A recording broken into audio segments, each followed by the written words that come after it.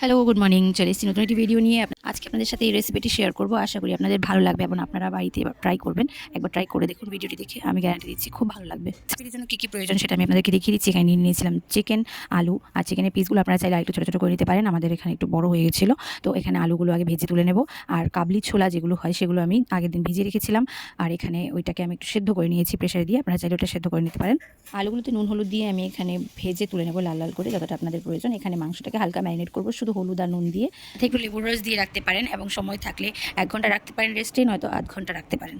অনেকেই হয়তো এই রেসিপিটা বাড়িতে অন্যভাবে বানিয়ে থাকেন, কিন্তু আজকে আমি অন্যভাবে বানানো দেখাচ্ছি। অন্যদিন আরেকটু ইজিভাবে বানানো দেখিয়ে দেবো। এটা আজকে কিছু গেস্ট এসেছিলো বলে আমি এইভাবে বানিয়েছি, যদিও বা আমি বানাইনি, আমার বড় দিদিভাই বানিয়েছি। এখানে আমি হালকা একটু পোস্ট দিয়ে দিলাম। আর এখানে দেখতে পাচ্ছেন আলুগুলো ভেজে নেওয়ার পর ওই তেলেই আমি মাংসগুলোকে ভালো করে ভেজে নিচ্ছি। তারপর এখানে কিছু মশলা রেডি করতে হবে, যাতে মধ্যে আমরা পেঁয়াজ, কাঁচা লঙ্কা, আদা, রসুন সেগুলোকে ভালো করে পেস্ট করে নেব। সাথে কিছুটা টমেটো দিয়ে দেবো। মশলা করতে করতে মাঝে মধ্যে মাংসটাকেও দেখতে হবে যেন সেটা পুড়ে না যায়, ভুলে যাবেন না। তারপর ভাজা হয়ে গেলে সেগুলোকে ভালো করে তুলে নিতে হবে।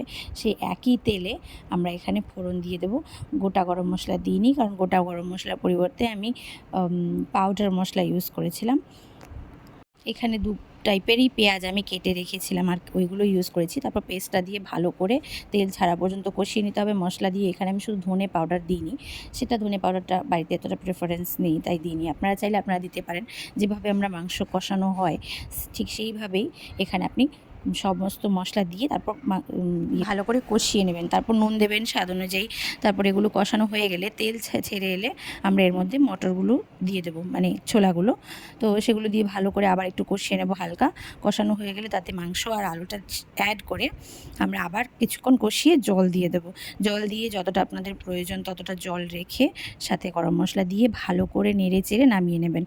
অবশ্যই সেটা আপনাদের ওপর ডিপেন্ড করবে। আমি ভিডিওটা শর্টে বানিয়েছি। আপনারা ভালো করে কষানোর পর জল দেবেন, দিয়ে যতটা প্রয়োজন ততটা দিয়ে নামিয়ে নেবেন। ব্যাস, আজকেটা রেডি হয়ে গেল। তা আমাদের আজকে ডিনার পার্টি ছিল আমার দিদিভাইদের বাড়িতে, লুচি আর এই ঘুগনি মাংসের তরকারি। এই রেসিপিটা আমার বাপের বাড়িতে যখনই আমার ভাইয়ের জন্মদিন হতো, পার্টির জন্যে আমাদের এটাই করা হতো, লুচি আর ঘুগনি মাংসের তরকারি। বেশ জমে যেত পার্টি। তা আজকেও সেইভাবেই জমে গেছিলো। রেসিপিটা ভালো লাগলে অবশ্যই সাথে থাকবেন আর লাইক, কমেন্ট, শেয়ার করতে ভুলবেন না।